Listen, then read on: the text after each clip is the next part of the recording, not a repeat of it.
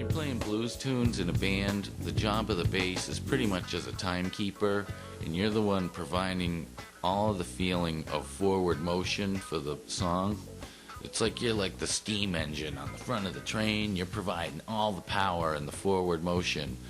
And like, if you should just happen to stop playing in the middle of the song, or if you get off the beat for some reason, then the whole tune's going to derail instantly. The basic parts are real simple. Like, you want to keep them pretty simple and not try and fit too many notes in there, because it kind of starts taking away from the power of the bass part when you try and fit too much stuff in there. I mean, you can add in like killer little fills and licks and stuff, but you cannot let that affect your basic part. And from personal experience, I know if I've tried to go for some big fancy fill and I don't make it back in time, so mainly the bass player is providing all that forward momentum, more than the guitars or piano, more than the drummer. It's the bass part that's providing all that forward motion in a blues tune.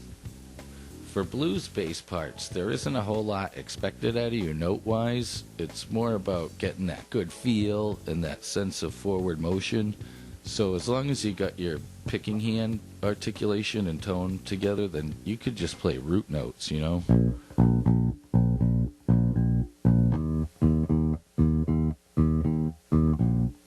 I mean, you don't need a lot of notes. It's just all about that feel.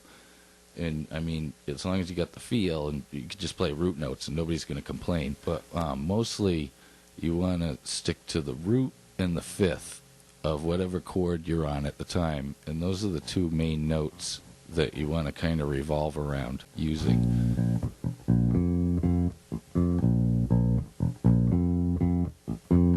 And then you can add in notes from there.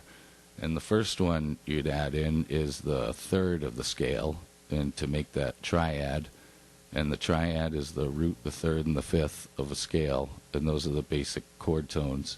So then it would become.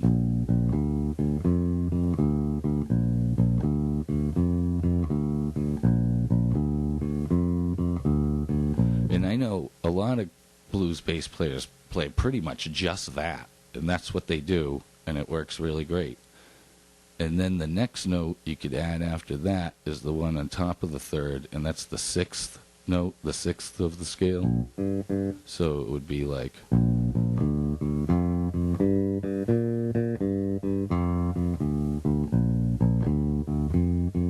And just go up to that octave root on top.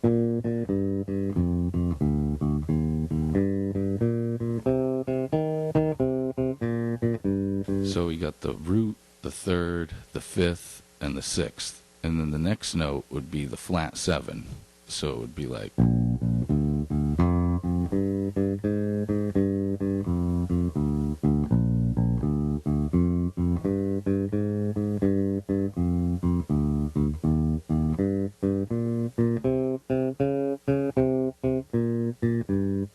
And then another way you can play it is to put your index finger on the root note and just go root, octave, flat seven, and fifth, like.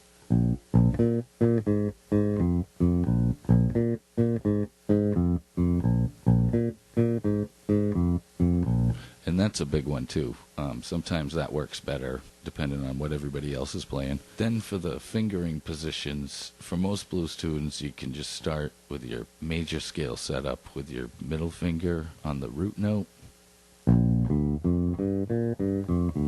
And you can get at all those notes in one position. Then if I wanted to get at the fifth and the sixth in the lower octave, I would just shift so my pinky is on the root note, like.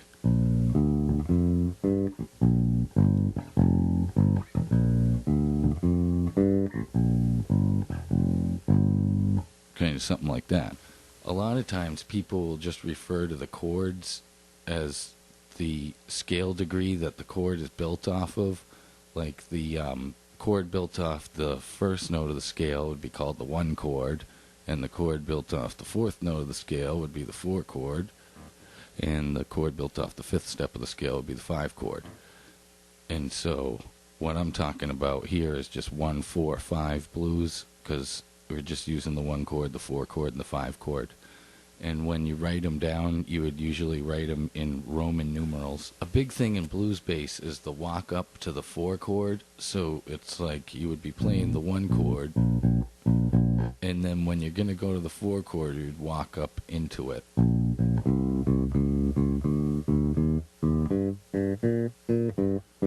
And that's a real common thing. And for the walk up, you can either go by just regular scale steps, or you could put in the in-between notes and play chromatically. That's called chromatic. And pretty much you just fill in the notes that you have time for and land on the 4 on the downbeat.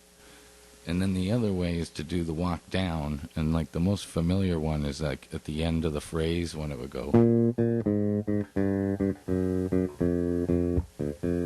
And you end up on the 5, and that's just going, from the root on the upper octave and going down a whole step, 2 frets, and then playing the next 3 notes. And then you can even go.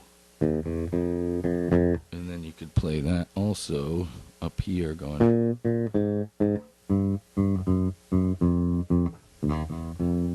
That kind of thing. And the only thing you want to be careful of in the walk down is you basically never play a major 7th going down. You can play the major 7th going up, but you never want to play it coming back down.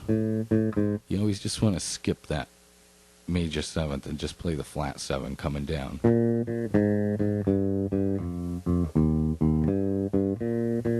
It's always going to sound weird, so it's something that I always avoid.